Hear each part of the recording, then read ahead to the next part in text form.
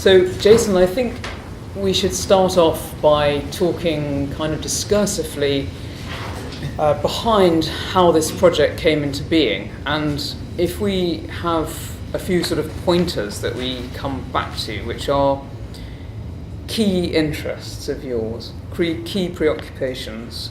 And I would like to start off with the correlation for you between your legal practice and your practice as an artist, and what it is that made you decide at a certain point to start making artwork.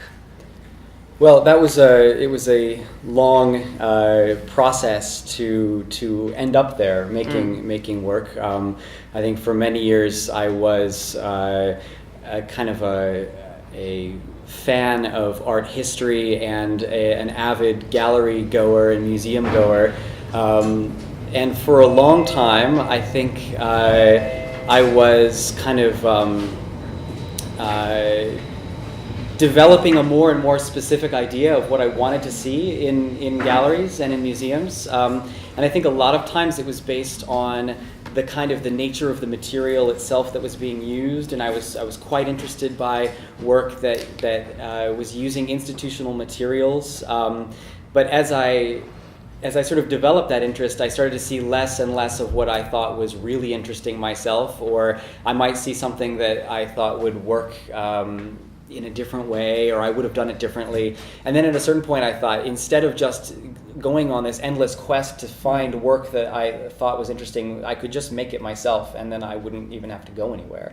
And that is kind of how it started. Although at the same time, there was a lot of reflection involved in that, because I kept sort of doubting whether, this could just end up being really embarrassing, or it's just, I wasn't sure whether that was really the right route to take. So I did some short courses and was working with different materials, and ended up with a kind of portfolio that I could use to apply to art school, because I wanted to be able to also sort of fit some of the work that I was thinking about into kind of a discourse. And then I was happy to see that Chelsea had a part-time fine art degree, which is what would work well with my legal practice. And so I spent 4 years riding my bicycle back and forth between St. James, where my law office was, and Pimlico, and sometimes on my BlackBerry in the welding shop, or other times making sketches behind my computer, at the legal office. But it worked out okay. So that's how it happened. Did you feel that both operations were in a sense partially clandestine? Yes, and I think that I still do feel like that. I think that, well, now I'm working for the United Nations in The Hague, and I do think that I treat all of the places that I work kind of like a residency. I don't do residencies because I feel like they're already, well, I haven't done a residency, but it's every employer for me is a kind of place to do research and to look for materials that I think would be ripe for reevaluation or recontextualization. So that's kind of, I find that there's a fruitful relationship between the two.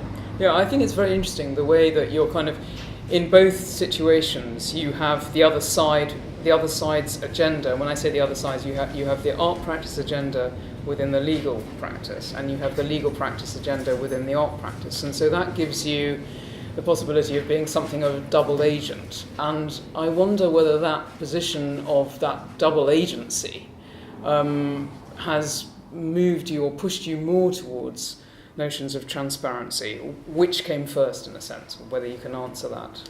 I don't know. I think it was, it's kind of difficult to say in the sense that I think that being part of, well, in a sense, every artist is an insider in the art community or the art world. So that kind of familiarity with the mechanisms that work within the art world would be something that is familiar to many people sort of within the art world itself. And I think that I look at the legal world or other types of institutional contexts also in the same way, trying to find ways to either unveil the way that it works or to just examine it in some way. I think that I was very interested when I first read about John Latham's sort of projects with essentially the APG. Exactly, because I thought the artist practice group was a very interesting way to try to get artists or artist placement group to get them placed within institutional contexts, be it government or media or corporations. But I also felt like something was missing there in the sense that it felt like kind of like a shadowing internship. So the artists would be kind of present, but then they might not actually be they might not have control over anything. They would sort of be able to observe, but not. And so for me, being in an institution and also having sort of the ability to drive the car instead of just be in the passenger seat is a useful next step, I suppose. Yes. I think one of the expressions that Latham used was that the artist is an incidental person. So, which is a bit different from, sort of distinctly different from what you're talking about, which is actually sort of driving the car and making the changes in a sense. Because the incidental person is someone who's more sort of standing back within the situation. Right. But you're actually pushing. Are you? I'm saying you are. Are you pushing towards making changes within those two situations? As well as casting a spotlight on them, because I think this spotlighting thing is something that we need to come back to and talk about more fully. But before we come and talk about what we have here and other projects, I think we can sort of tease out the kind of ideological drive that's pushing you. So, so the sort of differences between the incidental person and the presentness of the artist within these institutional contexts with the APG, and with what you're talking about, something which is more driven or determined. Yeah, I think a bit about that. Well, I think that there's some of the work that I do is based on kind of just, I guess, access or placement within the institution in a sort of deeply embedded sense. But some of it also does involve some kind of change, and I think I am interested in places where there can be overlap between an action that is an aesthetic gesture and an action that is also a meaningful sort of world-changing event in some sense that has some other purpose. Sort of like a ready-made performance. That's one of the sort of phrases that I've used to describe it before. A good example is the performance that I did and documented on video, erasing a classified military document, which was essentially going downstairs to this massive shredder that we have in the UN in The Hague, that we use to destroy classified evidence that we receive from UN member states that provide evidence to us to use in secret during trials. When we handle those materials, we have to destroy them at the end. And do you have to sign a declaration before you handle materials? Yes. Well, it's part of the terms and conditions of the employment, actually. Yes, exactly. That is. And does that terms and conditions of employment cover the whole remit of the work you're doing, or do people have to re-sign them for every single case?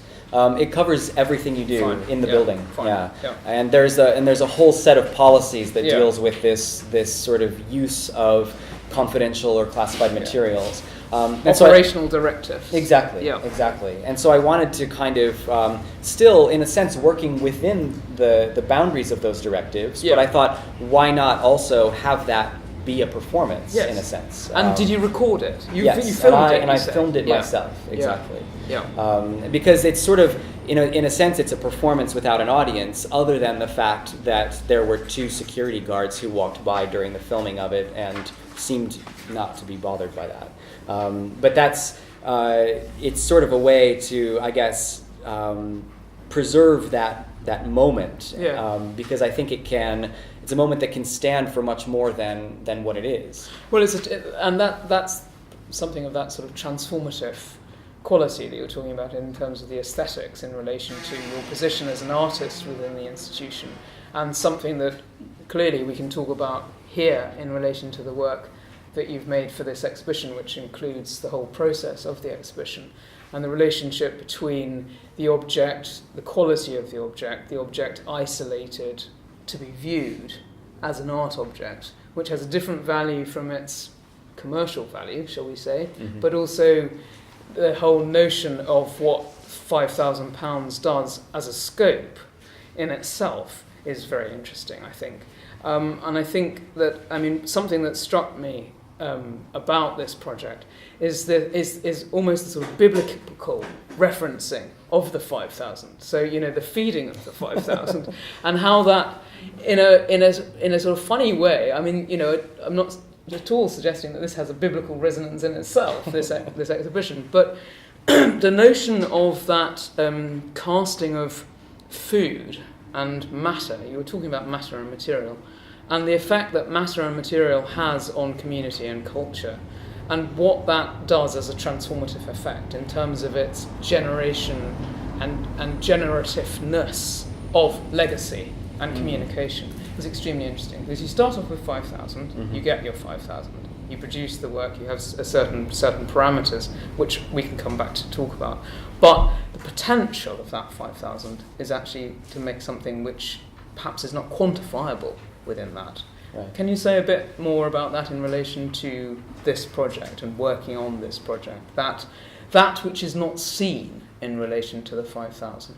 Yes, that is, I think, an important part of what is being shown or not shown here.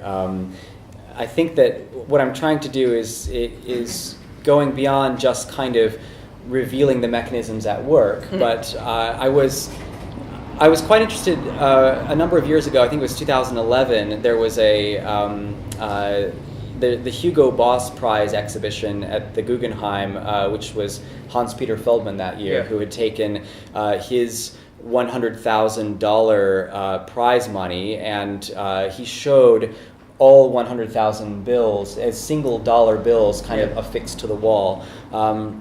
And that was presented as sort of showing the total value of the award. And I felt like that was not exactly stating what was really happening there, because there had been all of this labor, I think 18 days of gallery assistant labor to put these on the wall. There's this sort of all of the hidden value that is kind of tied up in a branded award that is shown in a place like the Guggenheim, that is shown on Central Park East, in a all of these things that kind of that are kind of behind this.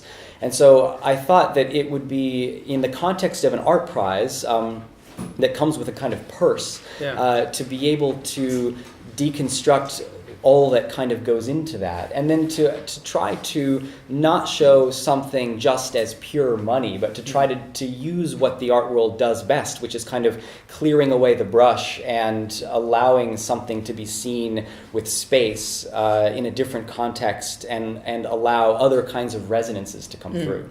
And so at the same time, this is not a huge art prize. This is a UAL art prize, and it's something that but it's branded, by the name of the donor who gave the money. And by UAL, so there is still this institutional kind of connection, but in terms of quantity, this is a much smaller budget, exactly. And so we are operating in this world of this part of the art world, which is, I think, a much more common part of the art world, in the sense that it exists sort of more broadly, I think.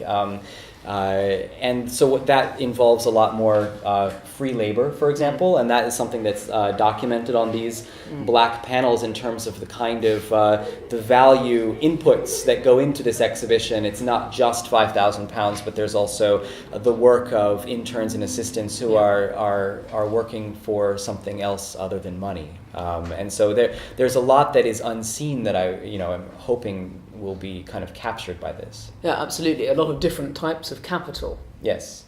And potential for cultural legacy. That's right. which is perhaps unquantifiable in terms of its capital. Well, I think one of the things that art does is it sort of propagates discourse, and so it becomes artworks can be these kinds of cultural nodes that serve as new ways of talking about something, and new reference points in some way, and so that is kind of. It is unquantifiable to try to say what is the value of new discourse, or what is the value, or maybe it's not new. Maybe we're just repeating something that's already been kind of gone over a bunch of times. So that's also kind of hard to tell, and it depends a lot on the framing and what happens with the discourse as well. So all of those things are not only unquantifiable, they're also hard to grab hold of in a way and to identify. Yeah, very hard to pin down. Exactly. Yeah, and quantify. And I think it's very interesting what you're talking about, the difference between this and the Hugo Boss exhibition prize, and what you are actually showing here, which in most instances, almost always, would remain hidden. The process of exhibition management and planning. And I think that it would be interesting just to talk a bit about that. I mean, there was something Ian Byrne said. You know, Ian Byrne from the Art and Language, yes. Art and Language, said in the 60s about a publication that he was doing, which was that if it's in a publication, the concentration span. I'm paraphrasing, but the concentration span is very strong and profound. If it's on the wall, it's looked at in a completely different way. Now, I know that as part of this exhibition, you are producing a publication, and I wonder if you could talk about the distinctions between the way that the work here is represented to be looked at and seen as an exhibition, and the way that that documentation is transformed when it becomes published in the publication. And if you could just say a little bit about that, I think that would be quite interesting. Do you agree with Ian Byrne's statement? I do. Well, I think that I agree with him in a qualified way, which is to say that I think that it depends on the kind of thing that is being preserved in the document, in a sense, because certain things, for example, if you have an exhibition that is sort of document heavy, then there are probably limits to a sort of viewer's attention before their eyes will just kind of glaze over, and sometimes things will just be better suited for a book, and they can be leafed through at someone's leisure, at their own pace and comfortably seated, maybe with a glass of alcohol. And I think that those sorts of things, it really depends on the context. Certain other types of works, if they are very image-based, may not be suitable for a publication, and it might actually have a limiting effect in some way. But I think that here, the presentation of this kind of documentation is done intentionally in a way that may kind of play with the conventions of painting and framing and that kind of thing in its context, whereas what's being done in the catalog, I think, has a more kind of archival property, in the sense of not trying to show something in this context, but rather to convey the information in a sense that is behind there, in a way that maybe equalizes it somehow. Here you have other kind of contextual clues for what could be an expenditure and what could be a type of value created with the sort of the red and the black, and you have perhaps some kind of preferencing going on in terms of where things are. But in a book, you just have an order that something is presented in, and it allows you to focus on each individual document somewhat in an isolated way, as if you were looking through an archive file or something like that. Okay, I think that's very interesting. I think the difference between the red and the black, the formal consideration and the fact that you're, in a sense, referencing some sort of painting conventions, is interesting to point out. And also, in terms of the publication, are you not going to have that distinction between the red and the black? Are they all being produced sort of as facsimiles, or how are you going to Well, present? the documents, some of the documents will be presented as pure facsimiles, Yeah. and then as a sort of exhibition catalog, there will be a number of images that will sort of preserve the look of the exhibition in a sense. So you will have some images of the installation. So you will have installation. There will be some installation Okay, images. okay, Yeah. okay. So in a way, I guess it will have a kind of hybrid identity as Yeah. both a sort of exhibition catalog, but also a type of filing cabinet. archive. Yeah. Exactly. Yeah. Exactly. And again, there are constraints on this because this is a 5,000 pound exhibition. So Yeah. what you're looking at is a 5,000 pound exhibition, and what you will see in the catalog is a catalog that is one small percentage of a 5,000 pound exhibition. So it's not going to be a super fancy hardcover, multi-page, Lavish. very nicely bound Yeah. kind of thing. It's going to fit within the constraints that we have. And everyone has constraints, and every exhibition has constraints. But in this sense, there will be even page limits on what we can preserve. So Absolutely. it is going to be defined by its own context. But it serves as a double function, because half of the function is that it's actually drawing attention to the fact of the constraints, which is something which opens it out to a whole sort of metaphorical interpretive possibility. Yes. Which is the discussion of parameters and where those parameters are set and what can't be pinned down. Yes. Which is the sort of discourse that slips out of framing, the Yes. framing device. And also, it fits, I mean, in almost every exhibition I've seen that has had a catalog, the catalog is there on the first day of the exhibition, whereas in this case, it's not really amenable to that type of approach, because there is sort of value created during the course of the exhibition, in the sense that there is publicity that happens as it's going on. It's in order to have a catalog that serves the purpose that I'd like it to serve, it actually has to come towards the end of the exhibition, and so that's also something else. The catalog, if the exhibition were to continue, the catalog would make sense going up on one of those black walls in a sense, because Yeah. it's a type of value that is also created using the funding that the fellowship provided. Yes. So it kind of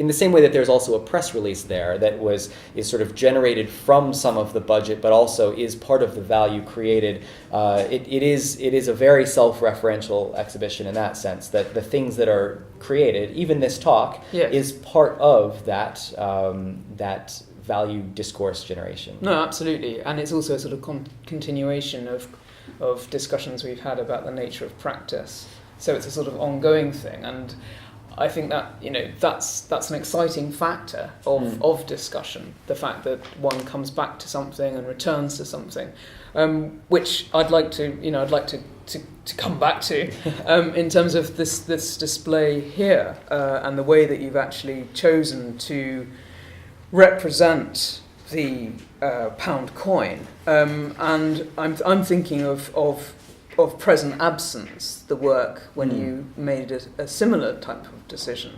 Now, most people here won't have seen present absence. I wonder if you could say something about that actual work and Yes. how it was shown. That was a work that I showed at the Chelsea Degree Show in 2013, and it was sort of a sculpture and sort of a performance, in the sense that I removed my mobile phone SIM card from my phone and mounted it on a very thin piece of wire under a bell jar on a plinth, kind of like this plinth. So aesthetically, it definitely had some things kind of in common with this in terms of the way that was presented, and I was hoping to kind of deal with this issue of the ready-made as a kind of dead object, and I wanted to kind of show a living, networked object that would have kind of real-world implications for its display. And so the work itself was shown. Well, it was shown for 20 days. It spent 20 days outside of my Outside your phone. Yeah. So I was not reachable for those 20 days. So there were all of these kind of displaced sort of semi-performances, constraints, exactly, like missed calls and that sort of thing. And so it became something also that I thought had a nice effect for the market, because it wasn't something that could be sold. The act of selling that work would destroy it, because it would no longer be my mobile phone SIM card. I would have to go get another one, and then it would stop functioning in the way that it was sort of using all of the materials. So in that sense, I liked the paradox of being able to create a kind of unsaleable work. And it was a sort of dispensation of the SIM card's functionality by putting it in the bell jar. But also like this exhibition that you have here, showing, the SIM card, is emblematic and actually stores all that information, which obviously is invisible. Yes. Here we have all this information which is visible, plus we have a whole load of information which isn't visible that you've alluded to and we've talked about, existing behind what we see here. But I think the notion of isolation is something that is quite important, because the casting of a light on something, drawing attention to something, is part of your practice, part of the way that you're making work. What you're talking about of the destruction of the files in The Hague, transforming a moment that actually would be overlooked. How many times we don't look at our pound coins? We don't actually look at even what's on the edge of it. Right. And I wonder if you could say a little bit about how you started to think about the isolation of the coin itself and what the coin represents and what's written on the coin. Well, it's kind of, in a sense, it's kind of a challenge, because it's an object that is kind of it's so familiar, in a sense, in terms of the frequency that we interact with that form. But it also, because of that familiarity, it has a kind of a very fixed identity that is sort of so kind of, we're kind of immersed in things like this so much that it's quite difficult, I think, to try to alter its identity in some sense. And so I think that I was trying in a way to use what the art world has at its disposal to, again, sort of clear away the brush and allow that thing to be looked at in a slightly different way, and to concentrate on its properties as an object. This idea that it does have Dicus et tutumen written around the edge of the coin, which means an ornament and a safeguard, and I was trying to think about what sort of meanings that phrase could have, and how that could be applied in different ways to both the financial world as well as the art world, in terms of what is an art object. Sometimes it is an ornament, and sometimes it's a safeguard, either for culture. It can be a sort of repository of culture, or it can also be an investment safeguard, and it can be something that never sees the light of day. Put in your safe. That's right. Exactly. A place where other kinds of value resides, and so I wanted to kind of draw that out from the object as well. But it's difficult. I think that there's, and this is something that I started to notice, I guess, in 2001, right after September 11th, living in the US at the time. You could see on 24-hour news channels, there would always be a particular way of showing the interviews that would take place, and they would have a kind of frame, and there would always be this waving American flag in the corner and things like that. And I was thinking, if you were to just watch that super fast on fast forward, you would lose all of the kind of images inside, but what you would have would be this frame that is there, that's constantly there, with the kind of subtextual ideology that is kind of embedded in those presentations. And it made me think that those sorts of things probably exist in a lot of places, and that we kind of need sort of our own screensavers for our eyes to kind of not have these images just burned into our eyes in a sense. It's kind of a Marshall McLuhan point, I suppose, but I think money might have this as well. We see it so much that it just becomes this pure commodity, but we kind of know its shape and we don't know its shape. We see it, but we don't look at it. Exactly. Yeah. So, I think that the correlation with ornamentation and jewellery is something that you've played with in a very humorous way, and I really like that. And I wonder about the notion of the ornamentation, which is something sort of almost baroque in terms of representation. I wonder if you could say something about that Baroque quality. Well, it's very specific, isn't it? I mean, it kind of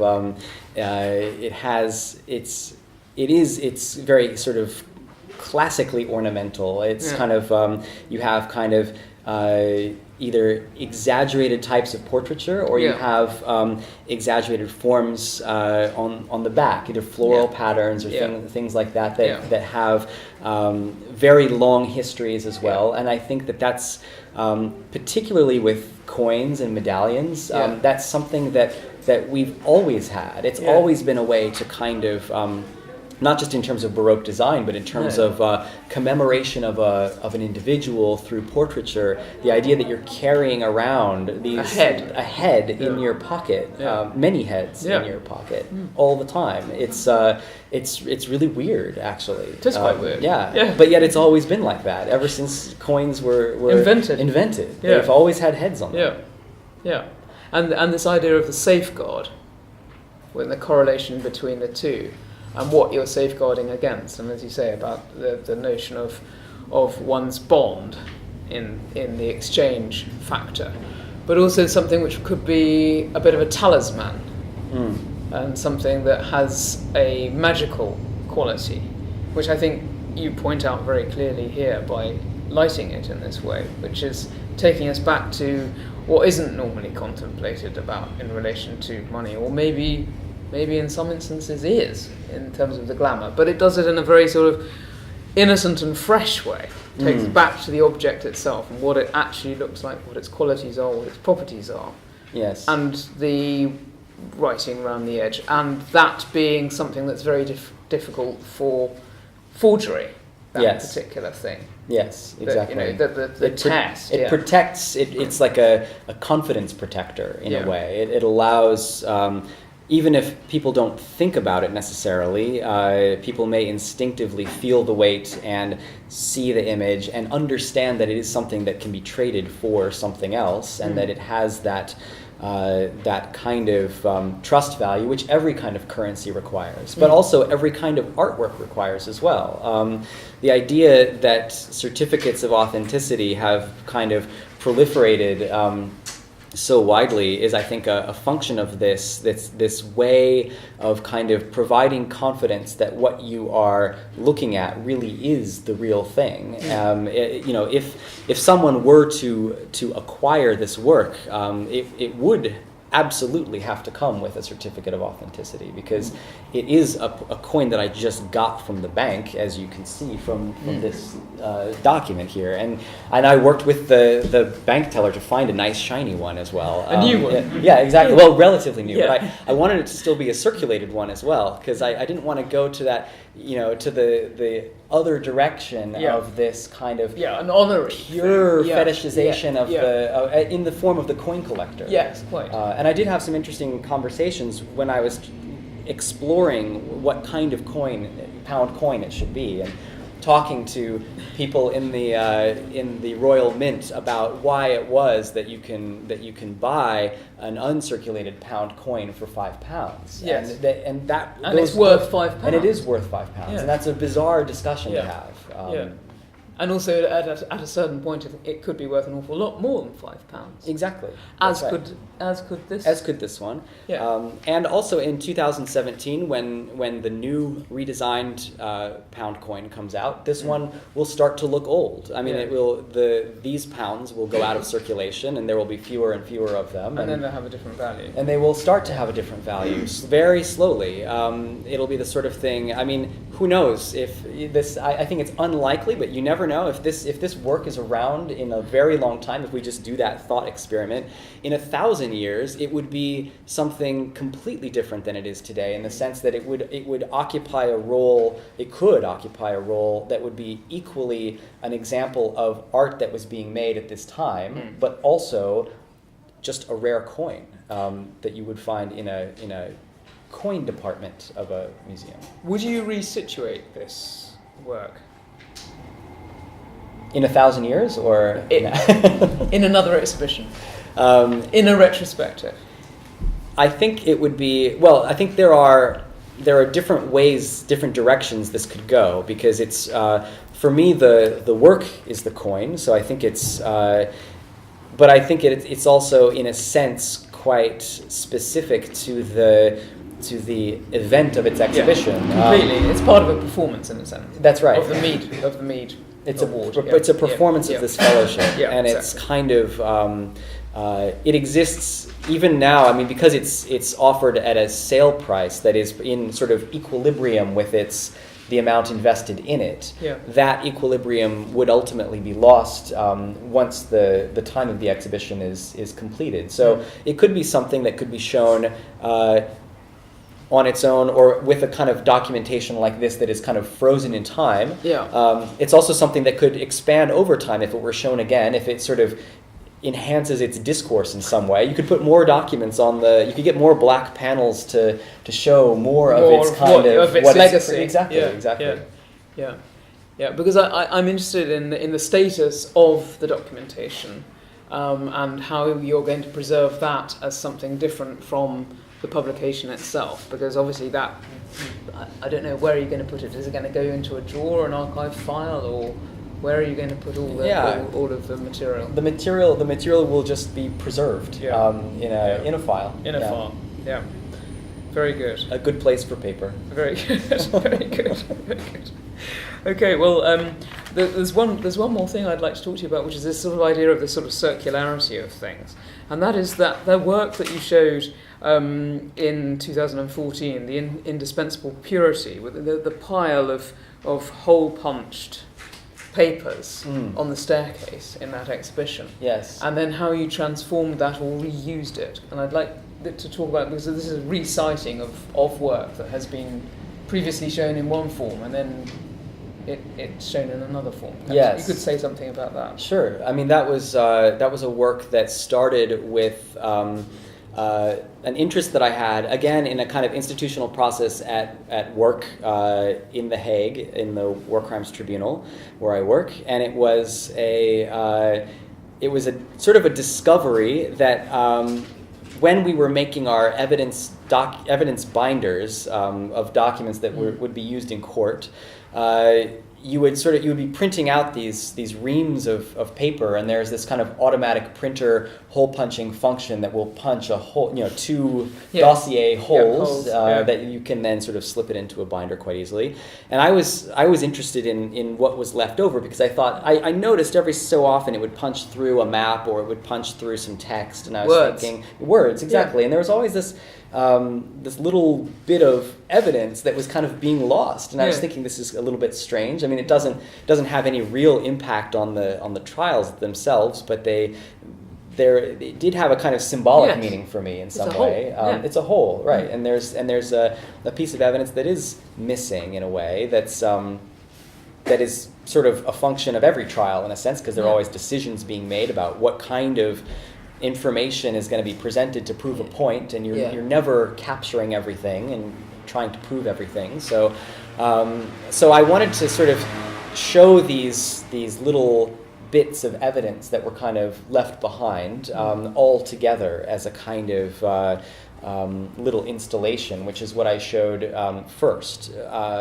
But then I discovered that actually some of these hole punches, that were very few of them, would not only isolate a particular bit of text or image, but it would actually isolate something that you could read. It would say, there were little words or phrases that would be punched through that would have some kind of odd, ambiguous meaning. The first one that I noticed was it said "the end," and so it had cut off a "the" from one line and the end from the next, and it could have been ending or it could have been something else, but it said "the end," and so I thought there has to be more of these, and that began a kind of year-long quest for identifying more of these things. There aren't very many, but there were enough to make a small series of works. And so that was essentially like, recycling a work, but taking a particular aspect of it and shining a brighter light on it.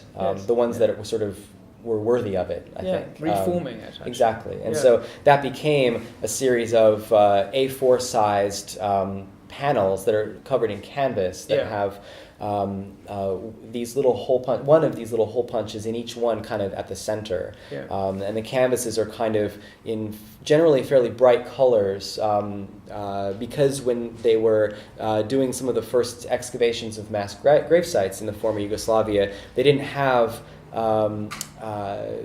proper sort of forensic tents to cover the sites during wintertime, and all they really had were circus tents. And so there was this kind of horrible macabre process taking place under circus tents, which I thought was kind of, I wanted to capture that somehow, that sort of juxtaposition, which is why it's presented in that way, with little stakes, little masonry nails, kind of creating the tension on the canvas in that sense, like a it's tent. Pinned to the wall like a tent with pegs. Well, it's not pinned it's pinned to the board that it's on actually, so that the work itself sits on the wall, but the tension is on this board. Right. And it has little points of elevation, of little nails underneath it, which correspond to crime sites that we have, because there is something quite interesting about the time when physical material is converted into paper information, and that is the legal process of clearing away the brush. It's sort of the idea. Well, you have all of this sight and sound and smell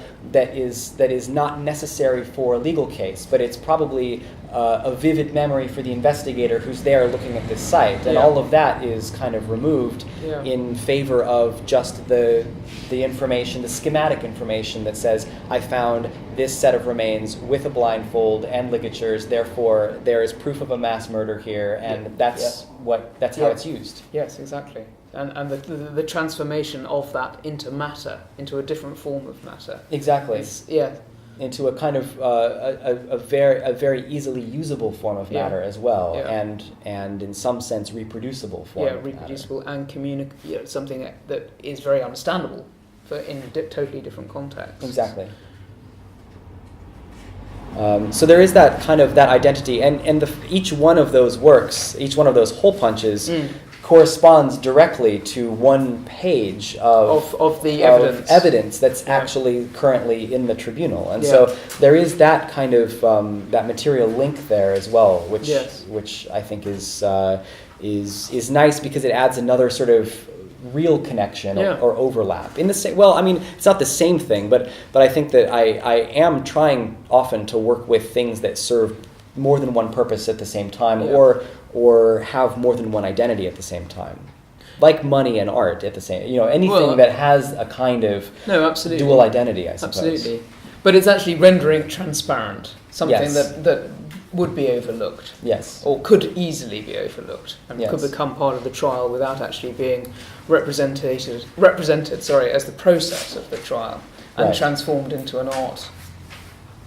phenomena, which actually gives it a totally different audience. Yes.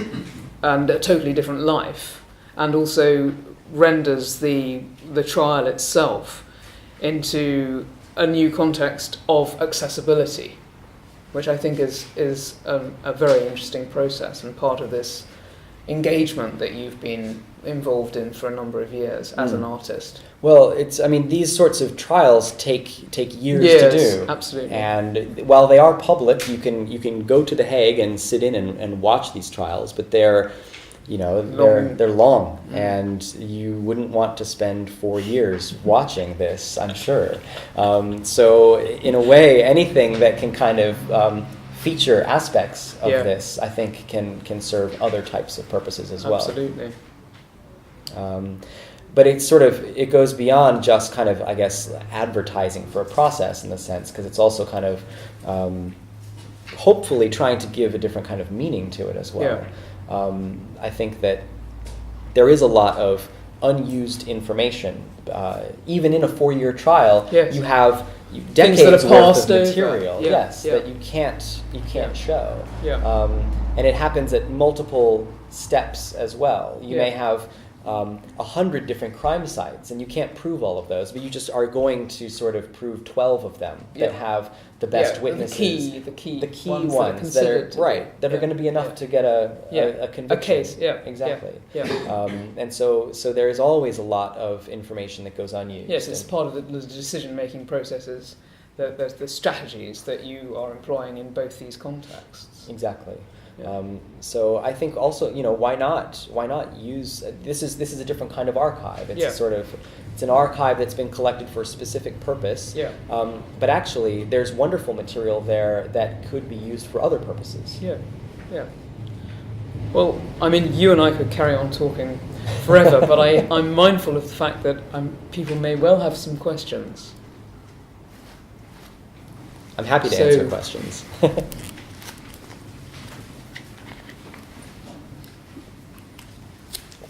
I was interested in your question about recontextualizing the work. If it ended up, for example, or if you had the opportunity to show this work again institutionally, you might be given a budget.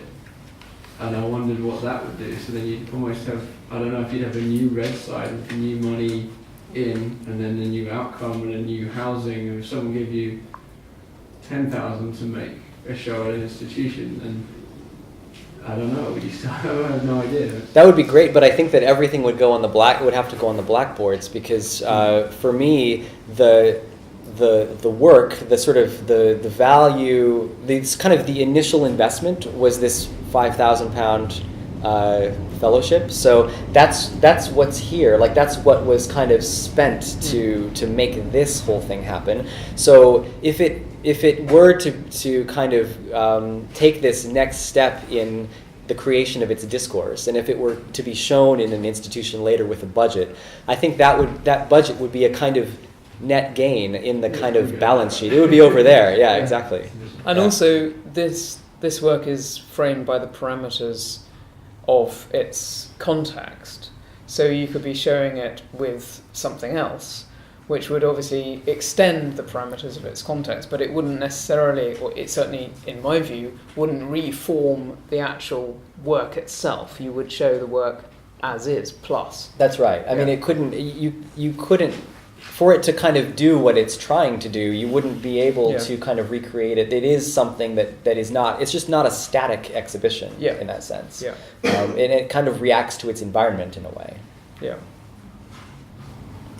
Is the work itself the pound, or is it everything here? Because in pure terms, it seems like it's the pound, but without the rest of it, it almost wouldn't feel work.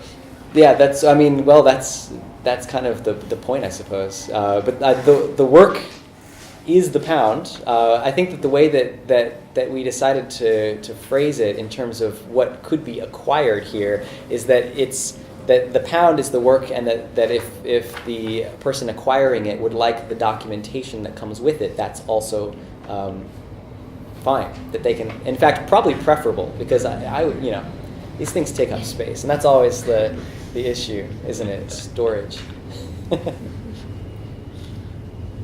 I think one of the things that you touched upon in your conversation, clearly one of the major ideas of the exhibition is the very fluid nature of money and of coins, and the idea that a pound coin in a different situation can be sold at the moment for £5. Yes. And actually, one idea did occur to me. I mean, I know that you got this from a bank, but the Mint does issue figures about the number of forgeries in circulation, and some of them are very good indeed. Yeah. It would be rather lovely if actually what was here was a forged pound, because that would flow turn the whole thing into a sort of different sort of area, or just add quite a lot to the product. But one thing that I was, and the other thing was about the fluid.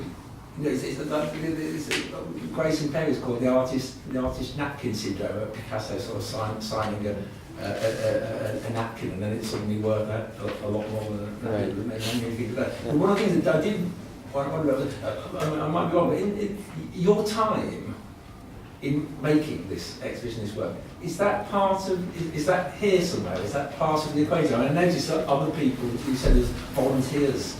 Time yes. Is here. But is your time as the artist in here somewhere, or is that somewhere else? I didn't put my time into it because for me it was actually a notion of already kind of being in equilibrium. So the sense that I would contribute something in time, but also receive something back that is also similarly unquantifiable seemed to me to sort of cancel itself out. So in the sense of being the artist who made the work, I actually elected just not to include that. Although I take your point that if I had wanted to just make it purely about all of the amount of labor that was spent, then I would sort of add my own, but then I would also add whatever kind of I guess intangible value would come to me from this as well. So I chose to not include it just to keep it balanced in that sense.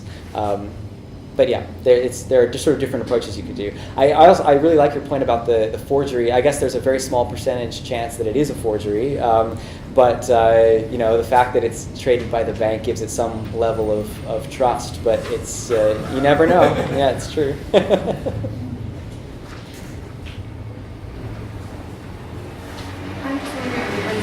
Working with material that denotes some kind of exchange, as we were talking about there earlier, and particularly with the works that you made from like the legal process. Just out of curiosity, did you come up with any kind of resistance from, from The Hague, you using this material as your material, it being used in a very legal kind of way? Sometimes, yes. Given that this discussion is being recorded, maybe we'll have that discussion offline. But no, it's kind of. I've had to change my website a couple of times in terms of the level of specificity that's involved, just to kind of make sure I'm not stepping on toes. But that is always, I guess, part of my practice is in a way kind of negotiating the boundaries of where art can kind of exist and bloom in these sorts of environments. So to me, it often feels like the kind of grass that grows between the cracks of a pavement. It's kind of, there's always room for it, but sometimes there's not a lot of room for it. So it's also a bit risky. I mean, if you think of of Hacker's work at the moment, Gift Horse, and it's quite interesting that the stock exchange were a bit anxious with the hookup to the exchange when the exhibition opened, and saying to Hacker offline before the link, have we got anything to be worried about? How are we going to be exposed? Yes. And so I think this notion of rendering something which to most of us is certainly not obvious, the operational mechanics of the stock exchange. Unless one's working there, but even then, probably not.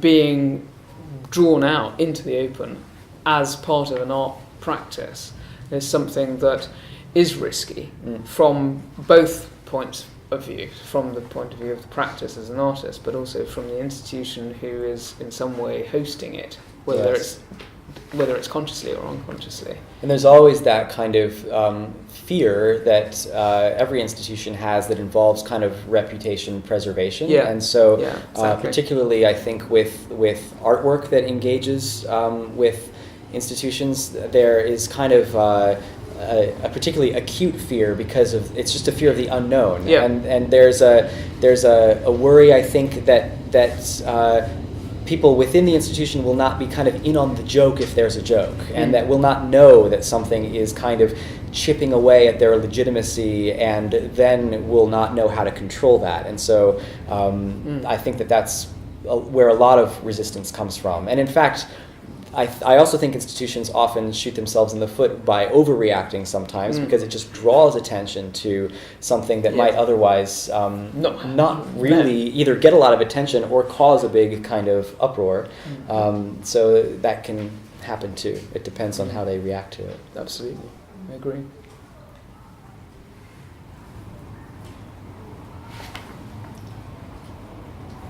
No one else has any other questions? Okay, well, maybe.